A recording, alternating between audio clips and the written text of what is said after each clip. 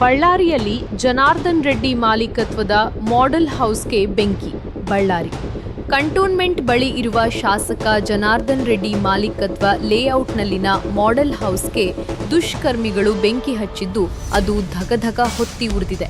ದುಷ್ಕರ್ಮಿಗಳ ಕೃತ್ಯದಿಂದ ಜನಾರ್ದನ್ ರೆಡ್ಡಿ ಒಡೆತನದ model house ಸಂಪೂರ್ಣವಾಗಿ ಬೆಂಕಿಗೆ ಆಹುತಿಯಾಗಿದೆ.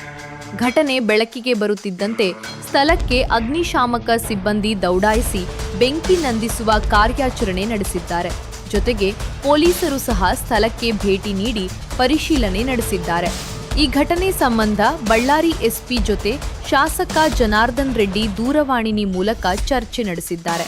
ಬೆಂಗಳೂರಿನಲ್ಲಿ ನಡೆಯುತ್ತಿದ್ದ ವಿಶೇಷ ಅಧಿವೇಶನದಲ್ಲಿ ಭಾಗವಹಿಸಿದ್ದ ಜನಾರ್ದನ್ ರೆಡ್ಡಿ ಅಧಿವೇಶನ ಮುಗಿದ ನಂತರ ತಕ್ಷಣವೇ ಬಳ್ಳಾರಿಯತ್ತ ಪ್ರಯಾಣ ಬೆಳೆಸಿದ್ದಾರೆ ಎಂದು ಮಾಹಿತಿ ಲಭ್ಯವಾಗಿದೆ.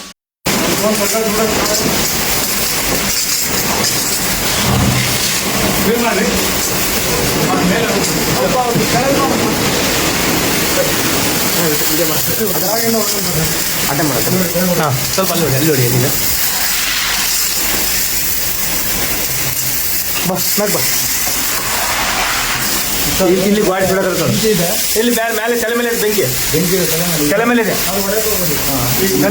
ನಾನೇ ಹೊಡಿಬೇಡ್ರಿ.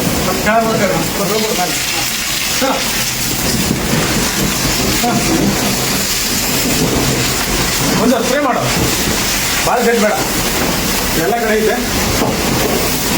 ಇಲ್ಲಿ ತಲೆ ಮೇಲೆ ಐತೆ ನೋಡ್ರಿ ಜಾಸ್ತಿ. ಲಾಸ್ಟ್ ನೋಡಿದೆ ನೋಡಿ.